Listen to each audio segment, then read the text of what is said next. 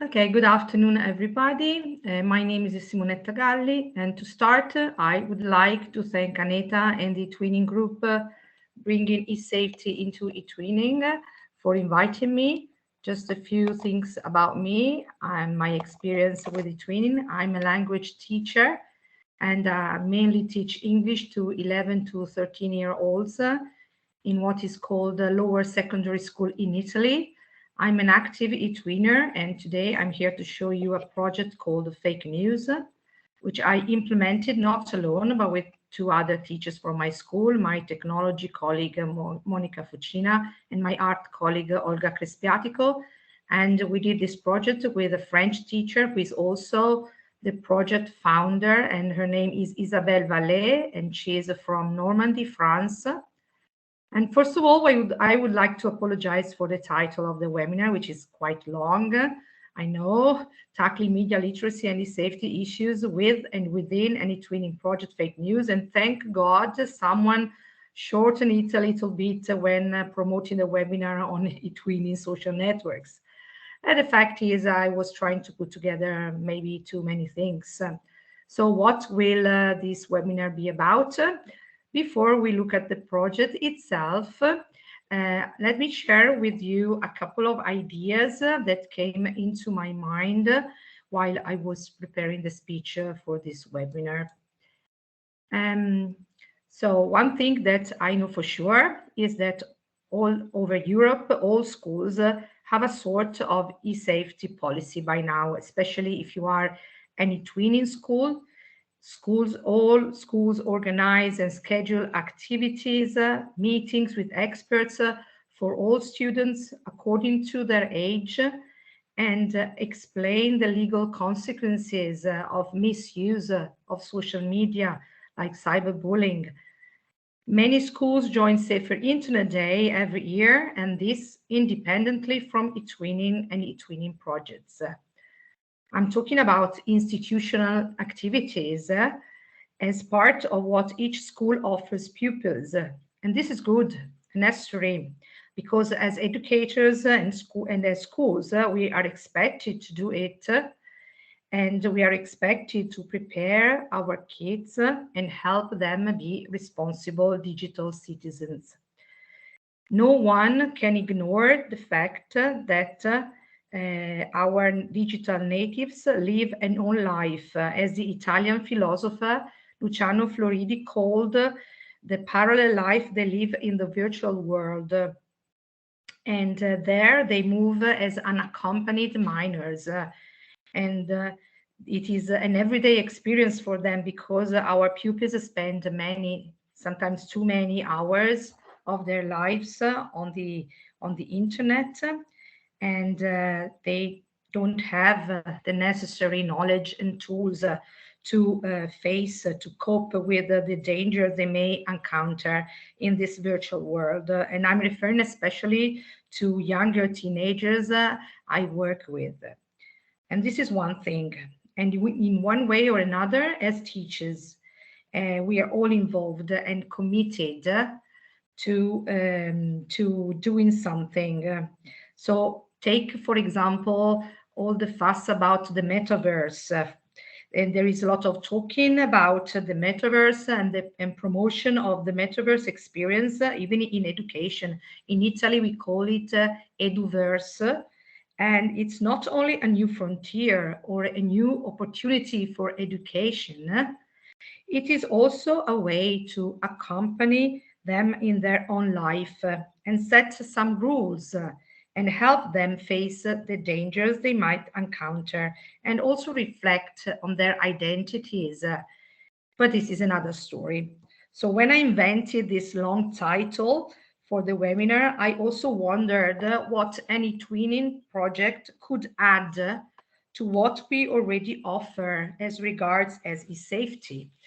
Well, if you are active eTwinners, and I'm sure many of you are, if you have applied for quality labels for your projects, you have to deal with eSafety issues and provide evidence of activities or of workshops you do with your kids during the project. And this means that with your project, You offer in your pupils a real situation, a real protected and supervised context where to put into practice all the teaching about e-safety they receive. We have privacy and the data protection, although parents sign a form to allow us to use photos and videos. In our projects, we choose to use avatars instead of real photos. We never use surnames. We never show the pupils' faces in public pages of the twin space. We have netiquette because every time they write on the twin space during online meetings with partners, they have to manage their language. They have to be responsible for what they say. They have to be kind and inclusive. So we have copyright because when they create products for the project implementation, like for example the logo, they have to respect the copyright issues. We have media literacy and education when they do research on the internet for the project and when they have to select information online. So basically, an eTwinning project is practice versus grammar as far as e-safety and digital literacy are concerned.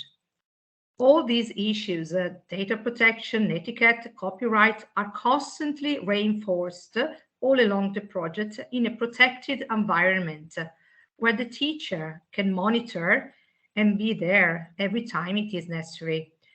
And you can do it in a creative way with activities that are inclusive for everybody. And now we have dealt with an eTwin project. So now let's move to the within an eTwin project and hopefully to something more interesting, the project itself, because I'm sure you would like to know more about it. So the project Fake News is a collaboration between two classes, an Italian class of 20 pupils in their last year of lower secondary school and a group of French students doing an extra course of English language. It was the school year 2020-2021, so the year after the big COVID outbreak. Both schools are located in rural areas, and for my school, I planned activities with my technology and art colleagues, as I told you before. The school year 2021 was marked by some periods of remote teaching and social distancing was still necessary at school, so not an ideal situation for a collaboration at school. We couldn't use the ICT lab and we use a lot of smartphones and tablets that students brought from home.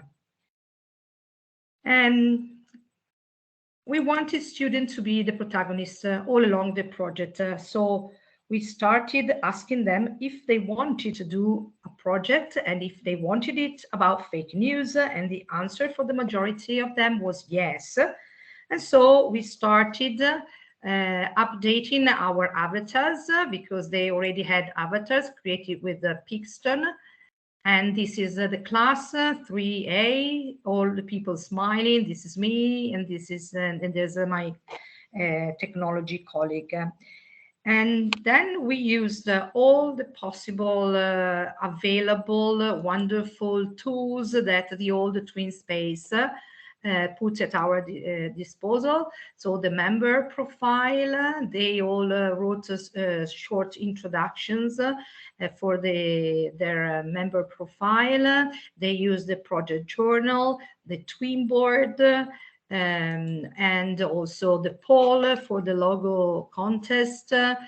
They used a lot of forum discussions where they shared the opinions, they agreed on what to do, and also the twin mail. So all these tools were used and meant for them to be protagonists, to use the twin space the same way as we teachers used it. And also during live chats and online meetings, they were protagonists. They played an active role And of course, the collaborative writing saw them protagonists, and they wrote articles, fake news articles. And here I can show you some steps of the project. We started with the ice-breaking activities that I showed before, and we ended the ice-breaking activity with the Chinese portrait. After that, we started with the real topic, and they had to look up into the dictionary the meaning of the word fake, introducing the idea of false, unreal, but also misleading, the word news as information and facts. We watched a video about how fast fake news spread thanks to the internet, as compared to news on newspapers, for example. And they realized that even though they didn't create fake news, they could help to spread it when they like or they share some news. And then we talked about, I did a presentation and we talked about the difference between disinformation, malinformation, and misinformation. And we discussed who takes advantage from the spread of fake news. So the political, the commercial purposes of creating and spreading fake news. Is it for fun? Is it to deceive? Is it to misinform? Is it to entertain? And also the strategies that can be used to unveil or unmask fake news. And they they fill in a mind map to answer all these questions. And this map was collaborative, and all partners all the eTwinners could go there and help fill in it. And so the purpose of the whole project was to try to have kids ask questions, to be critical when they read something on the internet or on social media. Okay, this is the collaboration part. And we wanted them to be critical, we wanted to create doubts about what they could read, and develop some sort of critical thinking. Okay, here you can see the final product, the digital magazine, where we collected all the fake news article that the kids wrote. So I said that we wanted them to be critical and to develop some critical thinking. And for this reason, we do a lot of research. I asked them to look for fake news articles. We did this in English, in English lessons, and we analyzed the articles they brought, and I offered them these three examples.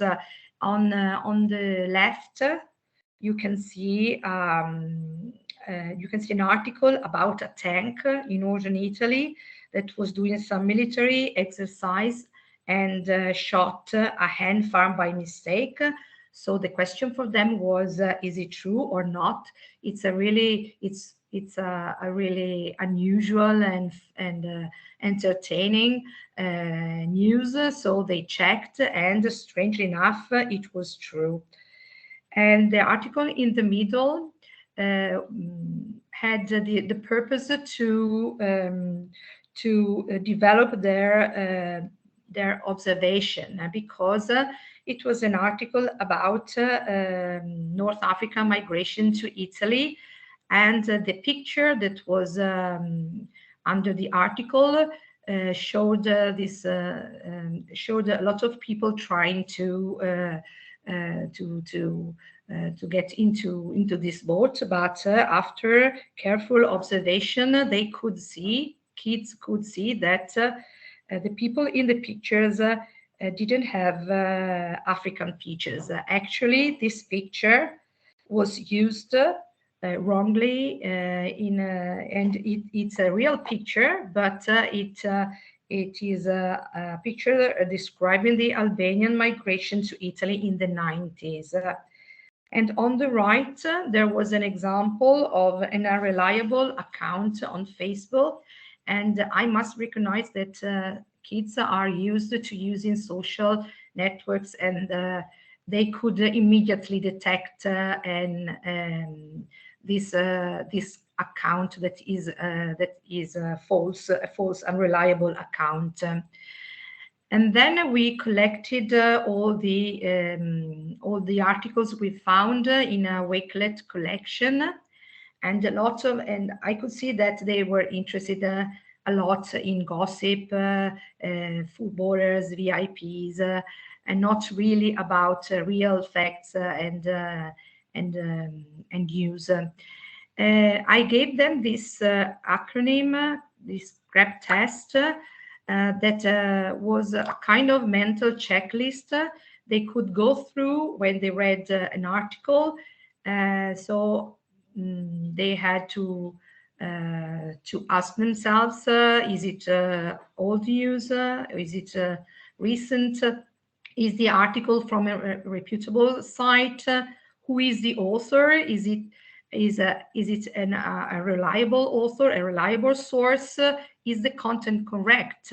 Is there a lot of are there a lot of spelling mistakes? So we've seen that some fake news had sensational titles, some words were misspelled, and finally, and this is the most important thing, is the article trying to sell, convince, or create panic or confusion, which is actually what we want to know, if the fake news is trying to manipulate us or not.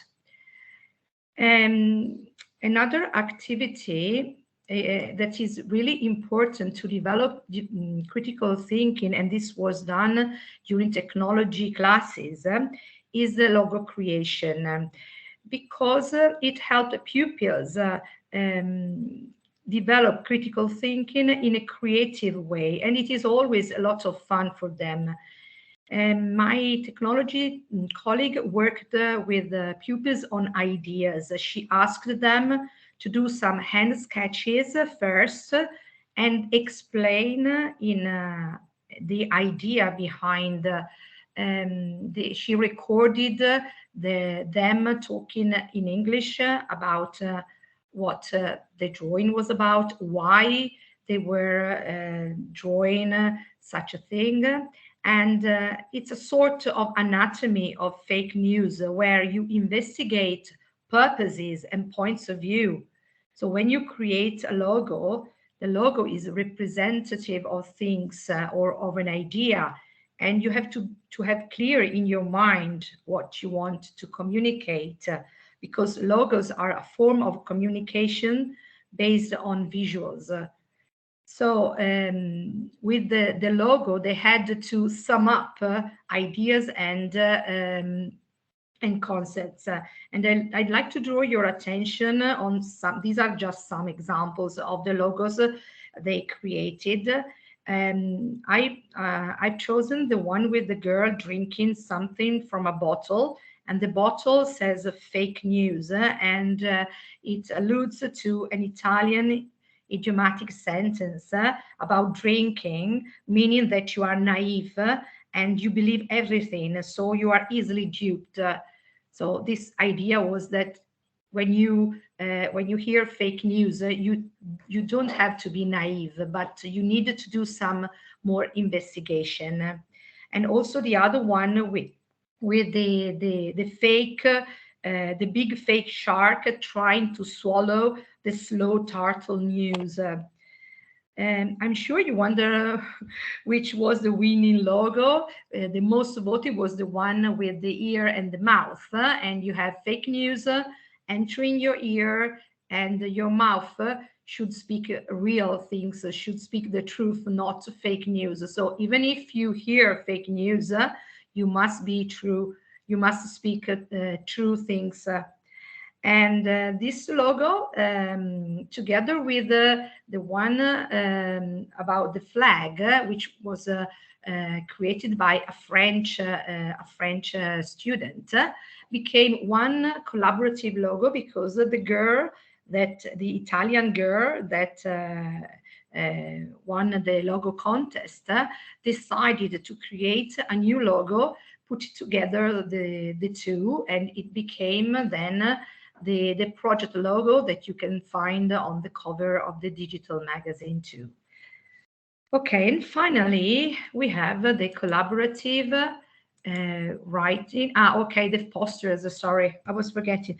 The posters, they were made during art classes, and the aim was to alert people about what is real and what is fake, and the fact that fake news can look like real and generate confusion. So sometimes truth and fake, they tend to overlap, and you mustn't believe what you see or what you read, and do some more investigation. Okay, so let's go on with the collaborative writing. This was done during English classes, and the students were divided in international teams, and they used collaborative documents to write a draft of the article, following the formula of the 5 W's, so where, what, who, why, and then they themselves copied the article in the digital magazine. And the digital magazine is made with MedMags, which is an application I didn't know before the project, that was suggested by my French partner. And they also created fake articles, fake photos for the articles. And I'm sure you want to see some. Okay, I don't know if it's possible to show it. Okay, can you see? Can Anita or Nikki tell me if you can see the magazine? Is it? No, if you're clicking on the link, no. But we can share the link in the chat. Okay. If you can, please. They can have a look at it later. Yeah, if you go through the magazine, you'll see that we put some of the activities carried out all along the project, but the most important part is the kids' fake news articles. We have a lot of gossip about footballers, singers, and also actors and actresses, but there are also some pseudo-scientific articles about vaccines, and about some astronaut lost on Jupiter. So they enjoyed this step. They could use English, and they could put into practice all the aspects that we analyzed in the fake articles, also from a linguistic point of view. So the use of sensational words, the titles, clickbaits, so everything that they could see when they did the research about fake news. And I have few more slides to go and to show. And these two, this one is about the collaborative and creative tools we used, and that I knew, and I'm sure all of you know: Canva, Pixton, Padlet, WordArt, and Mentimeter, and also a slide about some new collaborative creative tools that were new for me, but now I use them every day. So the Wakelet, the MindMeister, and the MagMaz for the digital magazine. And I particularly liked these two apps, breaking news generator apps, that we use at the very end of the project to create some fake breaking news. You have to put a title, a subtitle, and a picture. Maybe we can put the link of the Wakelet here. Nikki, could you please put also this the link of the Wakelet under the Wakelet logo? Yes, I will put it in. Here you can see all the fake breaking news that kids prepared and created, and this was a real opportunity to introduce copyright, because they couldn't use pictures that weren't copyright free. And we talked about copyright, the fact that you cannot use pictures without the owner's permission. And if you go through the fake the breaking news they created, you see a lot of mistakes, and it was not so difficult for them to respect the rule that fake news in fake news you have sometimes misspelled words. And the next slide is about all the let's say webinars, events, and workshops for professional development that helped me with tools and ideas.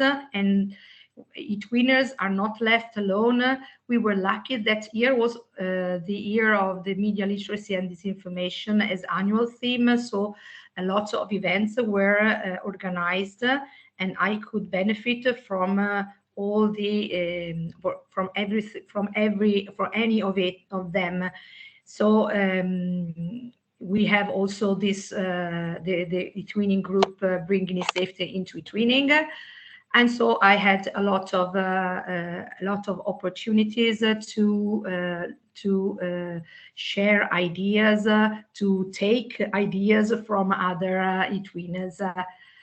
And in the project, Fake News received the French and the Italian eTwinning National Prize. So what happens what happens to a project that was so successful for both partners? In my school, it has become a good practice. The year after the project, so in 2022 for Safer Internet Day, I made a presentation in my two classes of the last year of middle school, using some material, showing them the logos to analyze motives for fake news. And we had a final activity about breaking news creation using the apps I've showed you before. And this year, for Safer Internet Day 2023, the presentation has been done by all English teachers to the last year. So 6 classes benefited from this presentation and this lesson about fake news. And also dissemination is important, and in May 2021 we had an online meeting with a class of a high school in a town not far from our village, and it's an eTwinning school, and they had a project about this information. So we had this online meeting, and we shared the activities that we were doing with our projects, with our eTwinning projects. And I have 2 more slides to go, and I'll be very quick. So one is about the side effects of a pandemic and the word infodemic.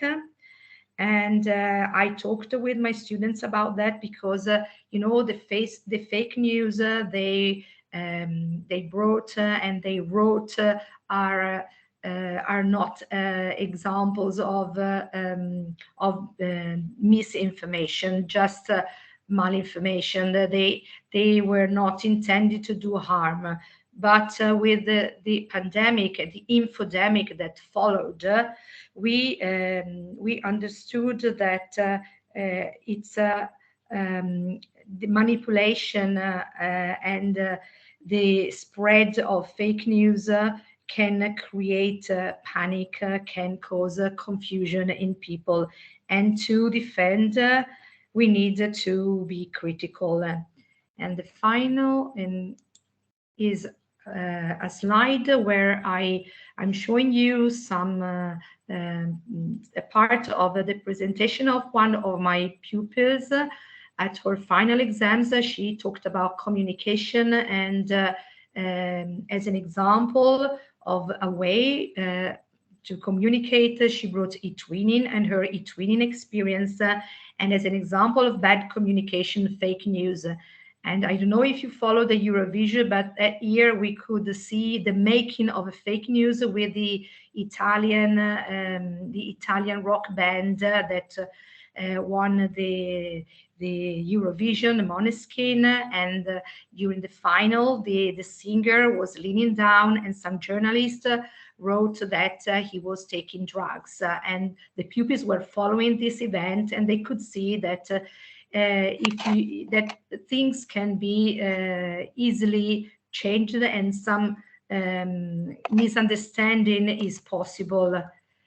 And as a last slide, I'd like to read this quote from Luciano Floridi, the Italian philosopher of the own life, and he says that the internet echo chamber satiates our appetite for pleasant lies and reassuring falsehoods, and has become the defining challenge of the 21st century. And with this, I've finished. I'd like to thank you for your attention, and again to thank Anita to invite me, for having me here today, and Nikki for her support. Thank you very much, Simonetta. We had some nice comments in the chat. I think we do have a question. Do you think that asking students to create fake news is a good way to pursue the truth? Can this activity be taken as a way to not look for true news? Well, yeah, that's a good question indeed.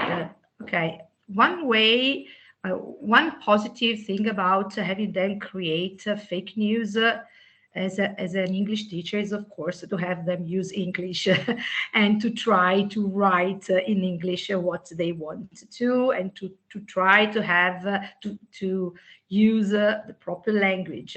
But yeah, I think it's as I told you before, it's a kind of anatomy of fake news, because you have to use the same devices, the same tricks and strategies that fake news writers use. So maybe if you are aware that there are this kind of tricks, maybe you can be careful when you read, and you can say, oh, is this really false or not? Is the information reported in a faithful way or not?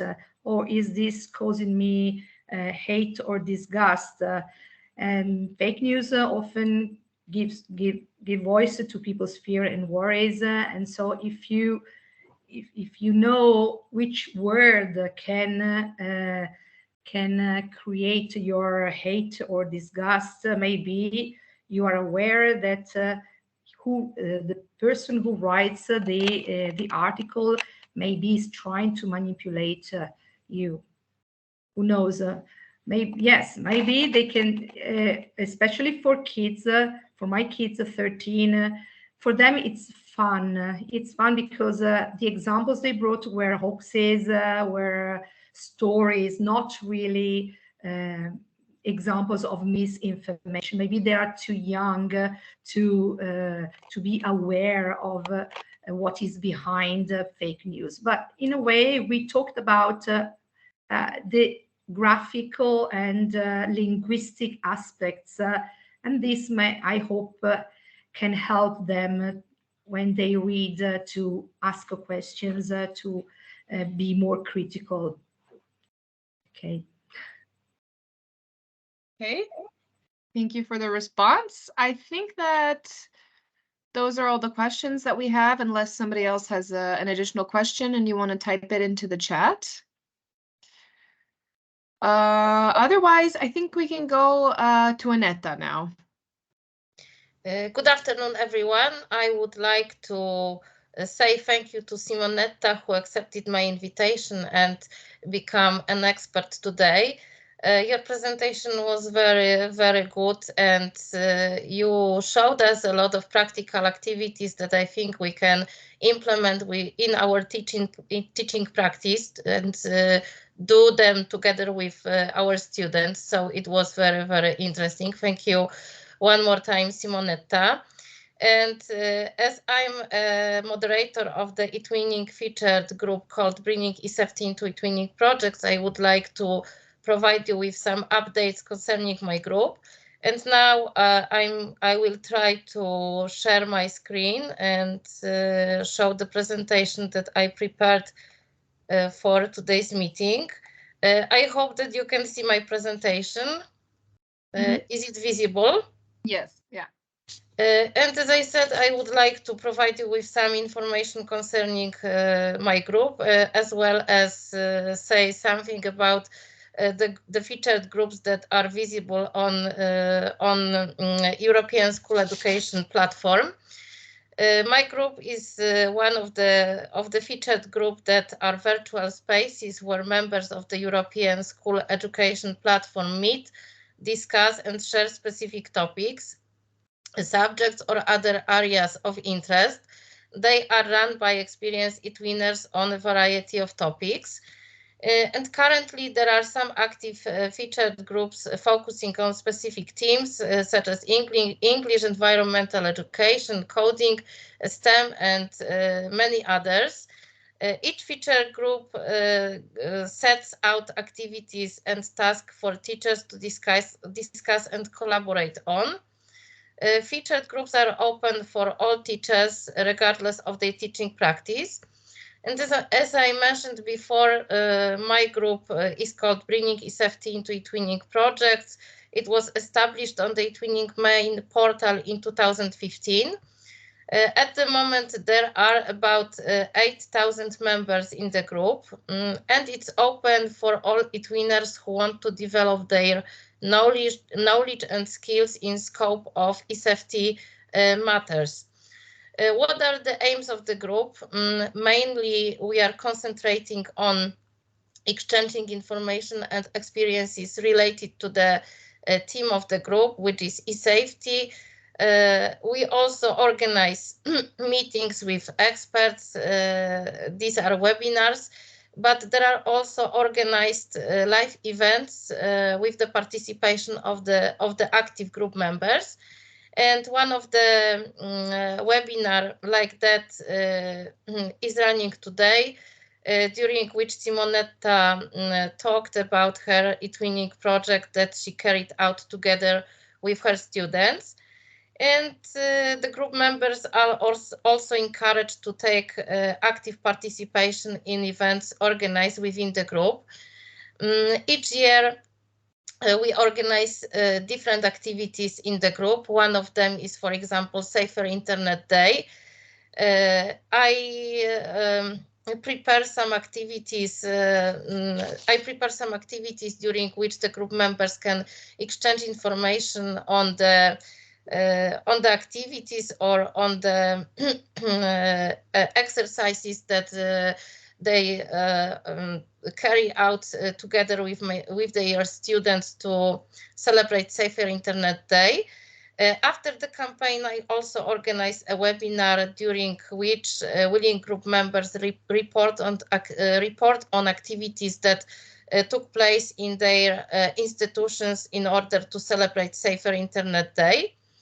This year, I'm also running an eTwinning project on eSafety issues. It's one of the group activity that has been foreseen for this year within the group. Some group members joined the project together with their students and take an active part in completing the project tasks. After today's webinar, I'm going to paste some links in the chat box where you can have a look at the group materials. One of the links that I'm presenting now is the link to the group. And as I mentioned, I'm going to paste the link in the chat after my speech. Via this link, you can join the group and you can have a look at the materials that have been prepared within the group. And you can also take part in the activities that are organized within the group. As you as many of you know, the group's content is being migrated to the new platform, which is European School Education Platform. But during summer, I prepared a special website where I posted the most important materials from the group. And the website is visible under this link. I will try to share with you. No, it's not possible. I wanted to share the link with you, but the website isn't visible. So I think that after the webinar, I will also paste the link to this website. This is the place where you can see what have been done within the group during the previous years. You can, for example, have a look at the recordings of the webinars that were run with external experts on different matters concerning eSafety topic. And you can also have a look at the recordings of the webinar that were run with active group members, and also browse through the materials that were prepared within the group during the last years. And I would like to encourage all of you to take an active part of the group and join the group if you haven't done it yet. You can also write to me if you have any questions concerning the group. Here I'm sharing an email via which you can contact with me. And that's all from my side. That's all from my side. I'm stopping sharing my screen. And now I will share the links to the group and to the website that I was talking about. Thank you, Nikki, and thank you, Simonetta, for being our expert today. Yes, once again, thank you both. Thank you, Aneta, for organizing, and Simonetta for taking the time to speak to eTwinners. We hope that you guys got some nice practical information out of it. Once again, the webinar was recorded, so you will be able to access it on YouTube. And I think that's